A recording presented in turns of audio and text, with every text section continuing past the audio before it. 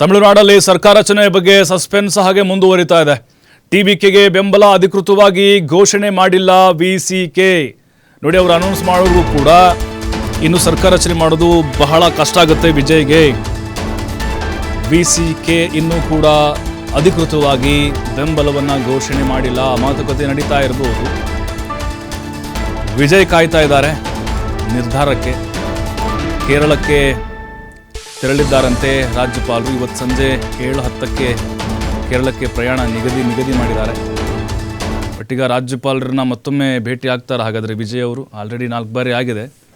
ಈಗ ಮತ್ತೆ ಅದು ಸಹಿ ಸಂಗ್ರಹ ಮಾಡಿಕೊಂಡು ಆ ಪತ್ರವನ್ನು ತೆಗೆದುಕೊಂಡು ಲೋಕಭವನಕ್ಕೆ ಹೋಗಿ ರಾಜೇಂದ್ರ ಏನಿದ್ದಾರೆ ರಾಜ್ಯಪಾಲರು ಅವ್ರನ್ನ ಭೇಟಿಯಾಗಿ ಮತ್ತೊಮ್ಮೆ ಹಕ್ಕು ಮಂಡಿಸ್ತಾರೆ. ಹಾಗಾದರೆ ಇನ್ನು 7:10ಕ್ಕೆ ಕೇರಳಕ್ಕೆ ಹೋಗ್ತಾರೆ ರಾಜ್ಯಪಾಲರು. ಅಷ್ಟರ ಒಳಗಾಗಿ ಇದೆಲ್ಲದಕ್ಕೂ ಕೂಡ ಸರ್ಕಸ್ ಬೀಳುವಂಥ ಸಾಧ್ಯತೆಗಳಿದ್ದಾವೆ. ಇನ್ನು ಇವರು ವಿಸಿಕೆದವ್ರು ಯಾಕೆ ಹಿಂಗೆ ಮಾಡ್ತಿದ್ದಾರೆ? ಬಟ್ ಅಲ್ಲಿ ನಮಗನ್ನಿಸ್ತಾ ಇದೆ ಸ್ಟಾಲಿನ್ ಅವರು ಆಟ ಆಡಿಸ್ತಿದ್ದಾರೆ ಅಂತೇಳಿ. ಯಾಕೆಂದರೆ ವಿಸಿಕೆ ಅವರ ಒಂದು ಪಕ್ಷದ ಮೈತ್ರಿಯ ಒಂದು ಭಾಗ. ಅವರು DMK ಜೊತೆಗೆ ಇದ್ದಂಥವ್ರು. ಬಹಳ ವರ್ಷಗಳಿಂದ ಅವ್ರ ಜೊತೆಗೆ ಅವರು ಬೆಂಬಲವನ್ನು ಕೊಡ್ತಾ ಬರ್ತಾ ಇದ್ದಾರೆ ವಿಸಿಕೆ ಅವರು. ಬಟ್ ಇಲ್ಲಿ ಬೇಕು ಅಂತಲೇ ಈ ಥರ ವಿಜಯ್ ಅವ್ರನ್ನ ವಿಳಂಬ ಮಾಡ್ತಿದ್ದಾರೆ. ಅವರು ಮುಖ್ಯಮಂತ್ರಿ ಆಗಲಿಕ್ಕೆ ಇವರೇ ಅಡ್ಡಗಾಲು ಹಾಕ್ತಾ ಇದ್ದಾರೆ ಸ್ಟಾಲಿನ್ ಅನ್ನೋ ಅನುಮಾನಗಳಿದ್ದಾವೆ. ಅಥವಾ ಅವರು ಬೇಡಿಕೆಗಳೇನಿದೆ, ಈಗ DMKಯಿಂದ ಅವರು ಹೊರಗೆ ಬರಬೇಕು. ಕಾಂಗ್ರೆಸ್ನವ್ರು ಬಂದ್ರಲ್ವಾ, 23 ವರ್ಷದ ಸಂಬಂಧಕ್ಕೆ ಎಳ್ಳು ನೀರು ಬಿಟ್ಟರು. ಹಂಗೆ ಆಗಬೇಕು ಪರಿಸ್ಥಿತಿಯಲ್ಲಿ. ಈಗ ಅಲ್ಲೇ ನಾವು DMK ಜೊತೆ ಇದ್ಕೊಂಡೇ ಸಪೋರ್ಟ್ ಮಾಡ್ತೀವಿ ಅಂತಂದರೆ ಸ್ಟಾಲಿನ್ ಕೇಳಬೇಕಲ್ವಾ. ಹಾಗಾಗಿ ಈಗ ಅವರು DCM ಕೇಳ್ತಾ ಇದ್ದಾರೆ ವಿಸಿಕೆ ಅವರು. ನಮಗೊಂದು DCM ಕೊಡಿ, ಒಂದು ಮಂತ್ರಿಗಿರಿ ಕೊಡಿ ಅಂತೇಳಿ. ಹಾಗಾಗಿ ವಿಜಯ್ಗೆ ಇದು ಇಷ್ಟ ಇಲ್ಲ ಅಂತ ಅನ್ನಿಸ್ತಾ ಇದೆ. ಇಷ್ಟ ಇಲ್ಲದೇ ಇದ್ದರೂ ಕೂಡ ಕೊಡಲೇಬೇಕಾಗುತ್ತೆ. ಅವ್ರು ಏನು ಕೇಳ್ತಾರೋ ಅದನ್ನು. ಕಾಂಗ್ರೆಸ್ನವರು ಕೂಡ ಡಿಮ್ಯಾಂಡ್ ಮಾಡಿದ್ದಾರೆ. ಅವ್ರದ್ದು ಕೂಡ ಒಂದು ಇಬ್ಬರಿಗೆ ಸಚಿವ ಮಾಡಬೇಕು, ಸಚಿವ ಸ್ಥಾನ ಕೊಡಬೇಕು ಅಂತ. ಮತ್ತು CPI CPM ಇವ್ರು ಯಾರು ಕೂಡ ಅಷ್ಟೊಂದು ಡಿಮ್ಯಾಂಡ್ ಮಾಡಿಲ್ಲ. ಹಾಗಾಗಿನೇ ಈಗ ತಮ್ಮ ಮೈತ್ರಿ ಪಕ್ಷಗಳನ್ನು ಸಂತೈಸೋದು ವಿಜಯ್ಗೆ ದೊಡ್ಡ ಸವಾಲಾಗಿದೆ. ಈಗ ಅಧಿಕೃತವಾಗಿ ವಿಸಿಕೆ ಅವರು ಘೋಷಣೆ ಮಾಡಿಲ್ಲ. ರಾಜ್ಯಪಾಲರು ಬೇರೆ ಸಂಜೆ 7ಕ್ಕೆ ಪ್ರಯಾಣ ಮಾಡ್ತಾರವರು. ಅಷ್ಟರ ಒಳಗಡೆ ಎಲ್ಲವೂ ಕೂಡ ಡಿಕ್ಲೇರ್ ಆಗಬೇಕಾಗಿದೆ. ಮತ್ತಷ್ಟು ಮಾಹಿತಿ ನಮ್ಮ ಪ್ರತಿನಿಧಿ ಶಿವಕುಮಾರ್ ನೀಡ್ತಾರೆ. ಶಿವಕುಮಾರ್, ಈಗ ತಮಿಳುನಾಡಿನ ಮುಖ್ಯಮಂತ್ರಿ ವಿಜಯ್ ಆಗ್ತಾರೆ ಅನ್ನೋದಕ್ಕೆ ಇನ್ನೇನು ಕೆಲವೇ ಕ್ಷಣಗಳಲ್ಲಿ ಫುಲ್ ಸ್ಟಾಪ್ ಬೀಳ್ಬೋದಾ? ಹಾಗಾದರೆ ಯಾಕೆ ಇಷ್ಟು ವಿಳಂಬ ಆಗ್ತಿದೆ? ವಿಸಿಕೆ ಅವರು 2 ಸ್ಥಾನ ಗೆದ್ದರು, ಯಾಕೆ ಬೆಂಬಲ ಕೊಡ್ಲಿಕ್ಕೆ ಹಿಂದೇಟು ಹಾಕ್ತಿದ್ದಾರೆ? ಅವ್ರ ಡಿಮ್ಯಾಂಡ್ಗಳೇನು? ಜೊತೆಗೆ ಇವತ್ತೇ ಅಧಿಕೃತವಾಗಿ ಎಲ್ಲವೂ ಕೂಡ ಘೋಷಣೆ ಆಗ್ಬೋದಾ ಹಾಗಾದರೆ?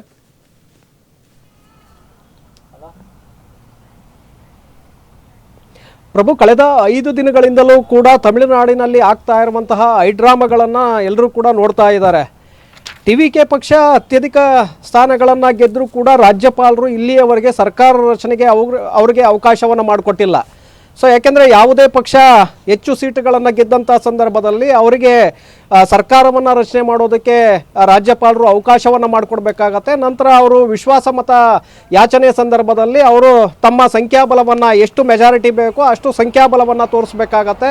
ತಮಿಳುನಾಡಿನಲ್ಲಿ 234 ಸೀಟುಗಳು ಇರೋದ್ರಿಂದ ಅದಕ್ಕೆ ಅರ್ಧಕ್ಕಿಂತ ಹೆಚ್ಚು ಅಂದರೆ 118 ಸೀಟುಗಳನ್ನು ಶಾಸಕರ ಬೆಂಬಲವನ್ನು ಸರ್ಕಾರ ರಚನೆಗೆ ತೋರಿಸಬೇಕಾಗತ್ತೆ. ಹಾಗಾಗಿ ಅಫ್ಲೋರ್ನಲ್ಲಿ ಏನು ವಿಧಾನಸಭೆಯಲ್ಲಿ ಆ ಒಂದು ಸಂಖ್ಯಾಬಲವನ್ನು ತೋರಿಸಿದರೆ ತದನಂತರದಲ್ಲಿ ಆ ಸರ್ಕಾರ ಸಂಪೂರ್ಣವಾಗಿ ಕಂಟಿನ್ಯೂ ಆಗತ್ತೆ.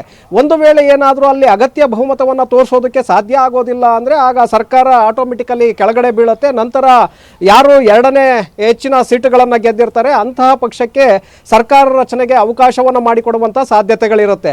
ಸೊ ಆದರೆ ಇಲ್ಲಿ ರಾಜ್ಯಪಾಲರ ನಡೆ ಒಂದು ಕಡೆ ಆದರೆ, ಮತ್ತೊಂದು ಕಡೆ ನಿನ್ನೆಯಷ್ಟೇ ವಿಸಿಕೆ ಪಕ್ಷದವರು ಬೆಂಬಲವನ್ನು ಕೊಡ್ತೇವೆ ಅಂತೇಳಿ ಹೇಳಿ ಘೋಷಣೆಯನ್ನು ಮಾಡಿದರು. ಆದರೆ ತದನಂತರ ಅವರು ಹಿಂದೇಟನ್ನು ಹಾಕ್ತಾರೆ. ಕಾರಣ ಅವರು ಡಿಮ್ಯಾಂಡನ್ನು ಇಡ್ತಾರೆ. ಒಂದು 2 ಶಾಸಕರಿದ್ದರೂ ಕೂಡ ಒಂದು DCM ಸ್ಥಾನವನ್ನು ಕೊಡಬೇಕು, ಮತ್ತೊಂದು ಪ್ರಬಲ ಖಾತೆಯನ್ನು ನಮಗೆ ಸರ್ಕಾರದಲ್ಲಿ ಕೊಡಬೇಕು ಅನ್ನುವಂಥ ಡಿಮ್ಯಾಂಡನ್ನು ವಿಸಿಕೆ ಪಕ್ಷದ ನಾಯಕರು ವಿಜಯ್ ಅವರ ಮುಂದೆ ಇಡ್ತಾರೆ. ಸೊ ಹಾಗಾಗಿ ಈ ಕಡೆ CPI 2 ಶಾಸಕರ ಬೆಂಬಲ, ಹಾಗೆ CPM 2 ಶಾಸಕರ ಬೆಂಬಲವನ್ನು ಕೊಟ್ಟರೂ ಕೂಡ ಸರ್ಕಾರ ರಚನೆಗೆ ಅವಕಾಶ ಆಗೋದಿಲ್ಲ. ಏಕೆಂದರೆ 118 ಸದಸ್ಯ ಬಲದಲ್ಲಿ 116 ಸದಸ್ಯರನ್ನಷ್ಟೇ ವಿಜಯ್ ಅವರು ಇಲ್ಲಿಯವರೆಗೆ ಹೊಂದಿದ್ದಾರೆ, ಅದನ್ನು ರಾಜ್ಯಪಾಲರ ಗಮನಕ್ಕೆ ತಂದಿದ್ದಾರೆ. ಆದರೆ ಉಳಿದಿರುವಂತಹ 2 ಶಾಸಕರ ಬೆಂಬಲ ಎಲ್ಲಿದೆ? ಅಧಿಕೃತವಾಗಿ ನಮಗೆ ಬರುವವರೆಗೆ ನಾವು ಅವಕಾಶವನ್ನು ಮಾಡಿಕೊಡೋದಕ್ಕೆ ಸಾಧ್ಯ ಇಲ್ಲ ಅನ್ನುವಂಥ ಸ್ಪಷ್ಟವಾದಂಥ ನಿರ್ಧಾರವನ್ನು ರಾಜ್ಯಪಾಲರು ಹೇಳ್ತಾರೆ ವಿಜಯ್ ಅವರಿಗೆ. ಸೊ ಹಾಗಾಗಿ ಸರ್ಕಾರ ರಚನೆಗೆ ಇಲ್ಲಿಯವರೆಗೂ ಕೂಡ ಅವಕಾಶ ಸಿಕ್ಕಿಲ್ಲ. ಇನ್ನೇನು ಕೆಲವೇ ಕ್ಷಣಗಳಲ್ಲಿ ಈಗ VCK ಪಕ್ಷದ ನಾಯಕರು ಕೂಡ ಒಂದು ಕಡೆ ಕಾಂಗ್ರೆಸ್ ನಾಯಕರ ಜೊತೆ ಬೆಳಗ್ಗೆಯಿಂದಲೂ ಕೂಡ ಸಂಪರ್ಕದಲ್ಲಿದ್ದರು, ಮತ್ತೊಂದು ಕಡೆ TVK ನಾಯಕರು ಕೂಡ ಸಂಪರ್ಕದಲ್ಲಿದ್ದರು. ಹಾಗಾಗಿ ಈಗ ಬಹುತೇಕವಾಗಿ ಅವರು ಒಪ್ಕೊಂಡಿದ್ದಾರೆ ಅನ್ನುವಂಥ ಮಾಹಿತಿಗಳು ಬರ್ತಾ ಇದೆ. ಇನ್ನೇನು ಕೆಲವೇ ಕ್ಷಣಗಳಲ್ಲಿ ಅವರು ಸುದ್ದಿಗೋಷ್ಠಿಯನ್ನು ಮಾಡಿ ಅಧಿಕೃತವಾಗಿ ವಿಜಯ್ ಅವರ TVK ಪಕ್ಷಕ್ಕೆ ಅಧಿಕೃತ ಬೆಂಬಲವನ್ನು ಘೋಷಣೆ ಮಾಡುವಂಥ ಸಾಧ್ಯತೆಗಳಿದೆ. ಒಂದು ವೇಳೆ ಈಗ ಅಧಿಕೃತವಾಗಿ ಅವರು ಘೋಷಣೆ ಮಾಡಿದ ನಂತರ ಅವರು ಲೆಟರ್ ಹೆಡ್ನಲ್ಲಿ ರಾಜ್ಯಪಾಲರಿಗೆ ತಲುಪಿಸಬೇಕಾಗತ್ತೆ. ನಾವು ವಿಜಯ್ ಅವರ TVK ಪಕ್ಷಕ್ಕೆ ಬೇಷರತ್ತಾಗಿ ಬೆಂಬಲವನ್ನು ಕೊಡ್ತಾ ಇದ್ದೇವೆ ಅನ್ನುವಂಥದ್ದನ್ನು ಕೊಟ್ಟಿದ್ದೇ ಆದರೆ ರಾಜ್ಯಪಾಲರು ಆ ಕ್ಷಣದಲ್ಲಿ ವಿಜಯ್ ಅವರ ಸರ್ಕಾರ ರಚನೆ ಮಾಡೋದಕ್ಕೆ ಅವಕಾಶಗಳನ್ನು ಮಾಡಿಕೊಡ್ತಾರೆ. ತದನಂತರ ವಿಜಯ್ ಅವರು CM ಆಗಿ ಪದಗ್ರಹಣವನ್ನು ಮಾಡಬಹುದು. ಸೊ ಹಾಗಾಗಿ ಈಗ VCK ಪಕ್ಷದ ಕಡೆ ಎಲ್ಲರ ಗಮನ ಇದೆ.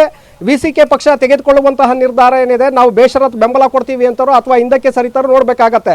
ನಾವು ಯಾಕೆ ಆ ಪಕ್ಷ ಇಲ್ಲಿಯವರೆಗೆ ಹಿಂದೇಟನ್ನು ಆಗ್ತಾ ಇದೆ ಅಂತದನ್ನು ಕೂಡ ನೋಡಬೇಕಾಗತ್ತೆ. ಸ್ಟಾಲಿನ್ ಅವರು ಆ ಪಕ್ಷದ ನಾಯಕರ ಹಿಂದೆ ಇದ್ದಾರೆ ಅನ್ನುವಂಥ ಮಾಹಿತಿಗಳು ಕೂಡ ಇದೆ. ಯಾಕೆಂದರೆ ಆ ಪಕ್ಷ ತಮಿಳುನಾಡಿನಲ್ಲಿ ಸ್ಪರ್ಧೆಯನ್ನು ಮಾಡೋದಕ್ಕೆ ಅವರಿಗೆ ಖರ್ಚು ವೆಚ್ಚಗಳು ಇದೆಲ್ಲವನ್ನೂ ಕೂಡ ಸ್ಟಾಲಿನ್ ಅವರು ನೋಡ್ಕೊಳ್ತಾ ಇದ್ರು ಅನ್ನುವಂಥ ಮಾಹಿತಿಗಳಿದೆ. ಹಾಗಾಗಿ ಸ್ಟಾಲಿನ್ ಅವರ ಮಾತನ್ನು ಅವರು VCK ನಾಯಕರಾಗಿರುವಂಥ ತಿರುಮಾವಳನ್ನು ಅವರು ಕೇಳ್ತಾ ಇದ್ದಾರೆ ಅನ್ನುವಂಥ ಮಾಹಿತಿಗಳು ಇರೋದ್ರಿಂದ ಎಲ್ಲೋ ಒಂದು ಕಡೆ ಬ್ಯಾಕ್ಗ್ರೌಂಡಲ್ಲಿ ನಿಂತು ಸ್ಟಾಲಿನ್ ಅವರು ಇಲ್ಲಿ ಆಟ ಆಡ್ತಾ ಇರಬಹುದು ಅನ್ನುವಂಥದ್ದನ್ನು ಇಲ್ಲಿ ಗಮನಿಸಬೇಕಾಗತ್ತೆ. ಸೊ ಆದರೆ ಈಗ AICC ಅಧ್ಯಕ್ಷರಾಗಿರುವಂಥ ಮಲ್ಲಿಕಾರ್ಜುನ್ ಖರ್ಗೆ ಅವರು VCK ನಾಯಕರನ್ನ ಈಗ ಒಪ್ಪಿಸಿದ್ದಾರೆ ಅನ್ನುವಂಥದ್ದು ಕೂಡ ಇದೆ. ಹಾಗೆ ಬೆಳಗ್ಗೆಯಿಂದಲೂ ಕಾಂಗ್ರೆಸ್ ನಾಯಕರು ಅವರ ಜೊತೆ ನಿರಂತರವಾಗಿ ಸಂಪರ್ಕ ಶಿವಕುಮಾರ್ ವಿಜಯ್ ರಾಜಕಾರಣಕ್ಕೆ ಹೊಸಬ್ರು, ಅವ್ರಿಗೆ ಅನುಭವ ಎಳ್ಳಷ್ಟು ಅನುಭವ ಇಲ್ಲ. ಹಾಗಾಗಿನೇ ಸಾಕ ಹೋಗಿದೆ ಅಂತ ಅನಿಸ್ತಾ ಇದೆ. ಆದ್ರೆ 118 ಕರೆಕ್ಟ್ ಆಗಿದೆ. ಈಗ ಹೇಳಕ್ಕಾಗಲ್ಲ, ಅಲ್ಟರ್ನೇಟ್ ಅವ್ರಿಗೆ ಇನ್ನೊಂದು 5 ಅಥವಾ 10 ಶಾಸಕರನ್ನ ಎಕ್ಸ್ಟ್ರಾ ಅವರು ಇಟ್ಕೊಳ್ಬೇಕಾದಂತ ಅವಶ್ಯಕತೆ ಇದೆ. ಯಾಕಂದ್ರೆ ಹೇಳಕ್ಕಾಗಲ್ಲ, ಯಾವಾಗ ಬೇಕಾದ್ರೂ ಕೂಡ ಏನು ಬೇಕಾದ್ರೂ ಸಂಭವ ಆಗಬಹುದು ರಾಜಕೀಯದಲ್ಲಿ. ಮುಂದಿನ ದಿನಗಳಲ್ಲಿ ಮತ್ತೆ ಸವಾಲುಗಳು ಎದುರಾಗಬಹುದು ಅಂತ ವಿಜಯ್ಗೆ.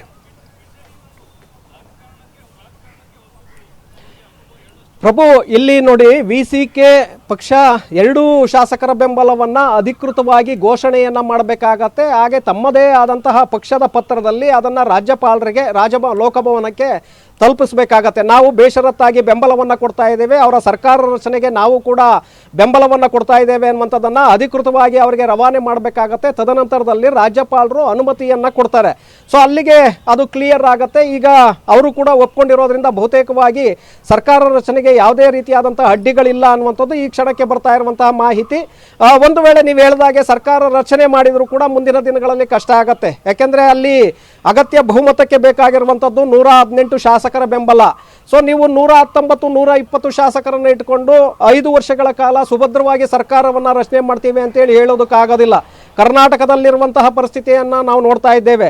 ಇಷ್ಟು ಶಾಸಕರಿದ್ರೂ ಕೂಡ ಎಲ್ಲೋ ಒಂದು ಕಡೆ ಮುಂದೆ ಏನಾಗಬಹುದು ಅನ್ನುವಂಥ ಆತಂಕ ಇಲ್ಲೂ ಕೂಡ ಇದೆ. ಸೊ ಹಾಗಾಗಿ ತೆಲಂಗಾಣದಲ್ಲೂ ಕೂಡ ಅದೇ ರೀತಿಯಾದಂತಹ ಪರಿಸ್ಥಿತಿ ಇದೆ. ಇಂತಹ ಸಂದರ್ಭದಲ್ಲಿ ಶಾಸಕರ ಸಂಖ್ಯಾಬಲವನ್ನ ಹೆಚ್ಚಳ ಮಾಡಿಕೊಳ್ಳುವಂತ ಒಂದು ಪ್ರಯತ್ನವನ್ನ ವಿಜಯ್ ಅವರು ಮಾಡಬೇಕಾಗತ್ತೆ. ನೀವು ಹೇಳಿದಾಗೆ ಆಡಳಿತಕ್ಕೆ ಅವರು ಹೊಸಬರು, ಸಿನಿಮಾ ಕ್ಷೇತ್ರದ ಹಳಬರಿದ್ರು ಕೂಡ ಪ್ರಖ್ಯಾತಿಯನ್ನ ಪಡೆದಿದ್ರು ಕೂಡ ಅಪಾರವಾದಂತಹ ಜನಬೆಂಬಲವನ್ನ ತಮ್ಮ ಫಾಲೋವರ್ಸ್ ಅನ್ನ ಹೊಂದಿದ್ರು ಕೂಡ ಆಡಳಿತದಲ್ಲಿ ಅವರು 0ಇಂದಲೇ ಮೇಲಕ್ಕೆ ಹೋಗ್ಬೇಕಾಗತ್ತೆ. ಯಾಕೆಂದ್ರೆ ರಾಜಕಾರಣದ ಪಟ್ಟುಗಳೇ ಬೇರೆ ಬೇರೆ ರೀತಿಯಾಗಿರುತ್ತೆ.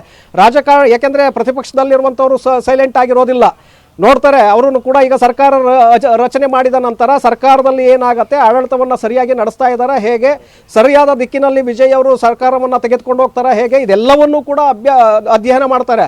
ತದನಂತರ 1-2 ತಿಂಗಳ ನಂತರ ಅವರು ತಮ್ಮ ವರಸೆಯನ್ನ ತೋರಿಸೋದಕ್ಕೆ ಮುಂದಾಗ್ತಾರೆ.